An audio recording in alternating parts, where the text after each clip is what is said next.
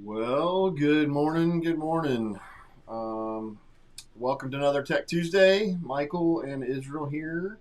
Um, as always, drop us a question.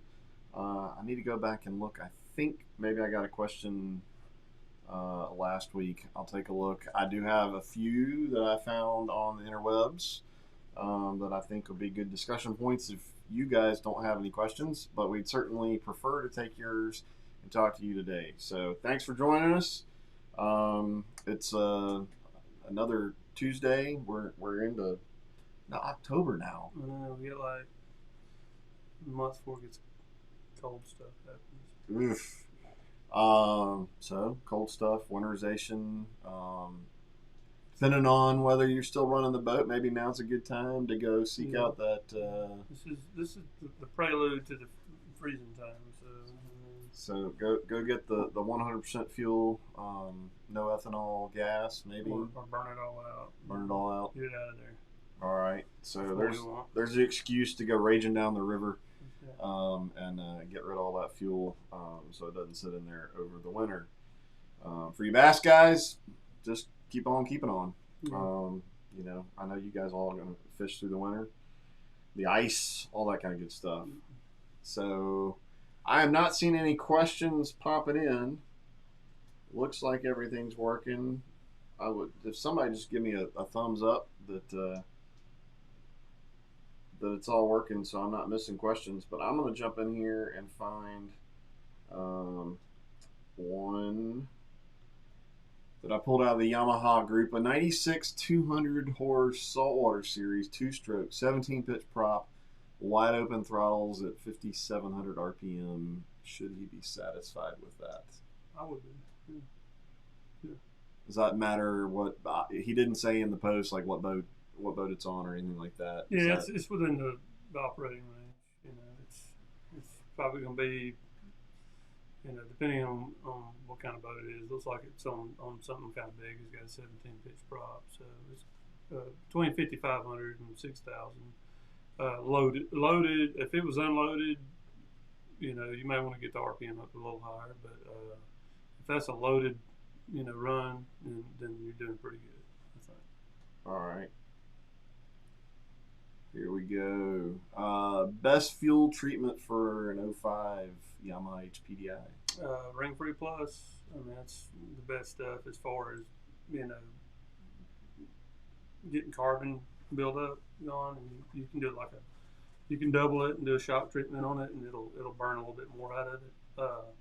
Otherwise, I think most of my customers seem to like StarTron, and I've had a few reps out there that give me some unofficial, thumbs up on StarTron. So, all right. I've never run it because I don't have a boat, but and I don't know. What do you mean you don't have a boat? You have a couple hundred boats. Yeah. So and you recommend, I mean, every tank running that? Yeah, the Ring Free Plus. Yeah, okay. Definitely. All right. Because it's really preventative. Okay. It helps with stuff that's built up, but really, if you run it from the get go, it's gonna keep it off of it because it actually, it's a chemical reaction on the molecular level. It debonds it from the surface. So. All right. As it's building. Well, as we were just talking about going into winter, I found this question. Y'all recommend washing down the motors, Yamaha, with anything specific, or is it best to not wash, do the wires and the electronics pretty clean? I guess I pulled this just more for the discussion of getting your motor cleaned up, maybe for putting it in storage. No, I wouldn't, unless you just, know how to keep things out of certain areas, I wouldn't wash it down. I mean, if you're in a saltwater environment, then I would say before it ever saw saltwater air to coat it with Yamaha Shield or anti-corrosive, waxy like spray, and that'll help. But if there's places where you can be washing that thing down the cold. I've had to wash them down because they oil tank cracked or something happened and it blew oil all over the engine. But you have to be careful. And then after you wash it down, you got to blow it all off, and you got to. In this case, it's a carbureted engine. Um, I'd have it trimmed all the way down. Make sure you don't get anything near the carburetors because it'll ingest it. And All right. between washing the cylinder out with water and hydrolocking, you can break things pretty easily. So, Oof. and then if you get enough in electronics, then it can cause some issues. So. Gotcha. All right. Not seeing any other questions popping in. This is the last one I pulled off the internet, so we may be doing a kind of a quick one. But basically, a small puncture in a pontoon. First time pontoon owner.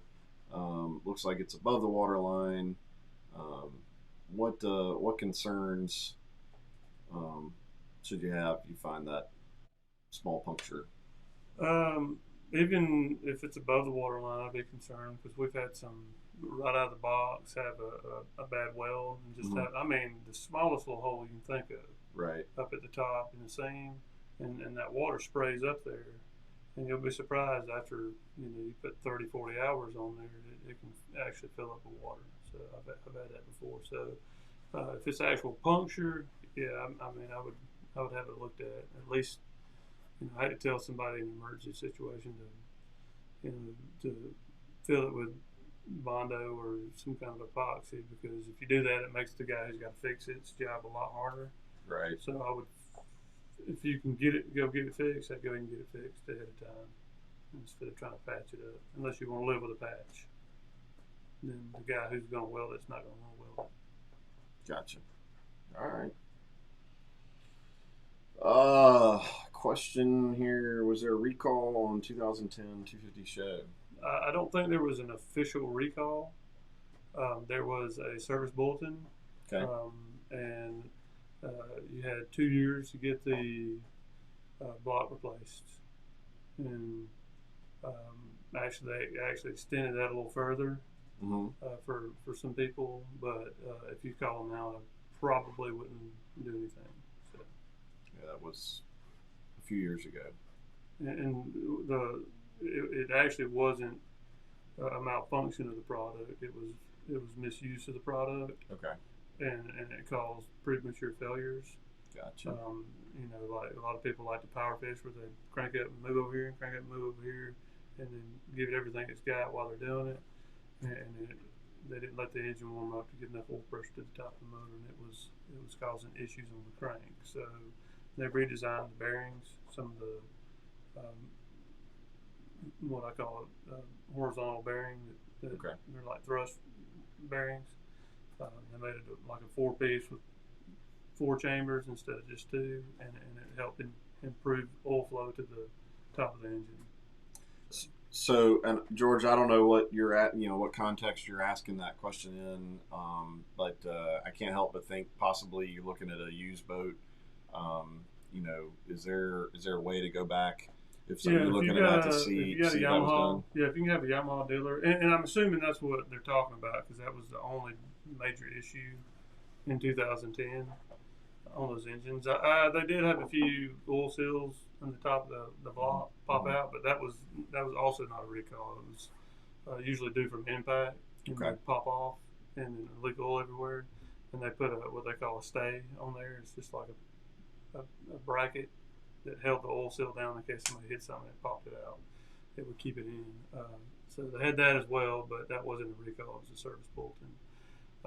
And some of the stuff, if you're at a dealer, if your boat's at a dealer, sometimes they can call and they may goodwill that. But it being in 2010, that long ago, they're probably done for those known.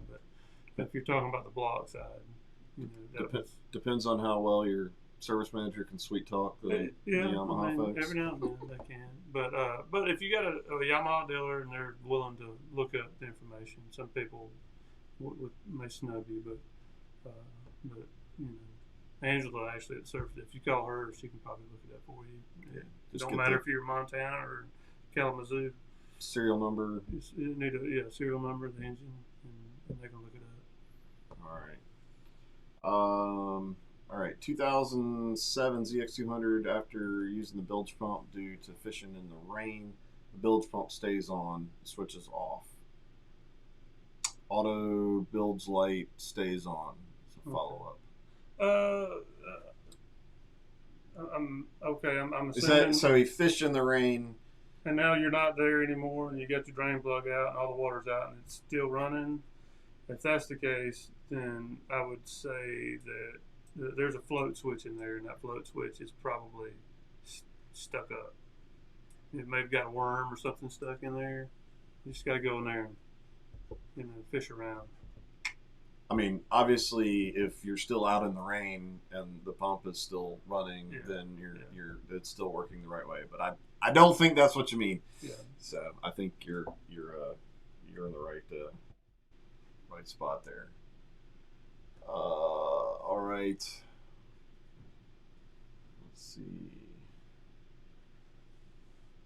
Is this okay? This is a follow up on the 2010 one. So he's got one with 160 hours. All is good. Just seen some advertised for sale saying they were rebuilt under warranty. Okay, I got you. Yeah. Well, they didn't actually rebuild them per se, but they would have put a short block on them. They had all the pistons and the crank and everything in there, and then they would have probably used the original heads. But if they've got that newer block, then they're probably okay. 160 hours on a 2010. Well, he says he's got one with 160 hours, but he saw some advertised. Yeah. So I don't know if his is a 2010 or not. Yeah, I guess it would be. Maybe.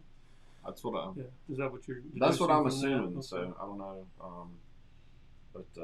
The big thing with these four strokes is if you fish for 45 minutes or something, let the motor warm back up a bit. That oil's sitting in water. Not physically, but right.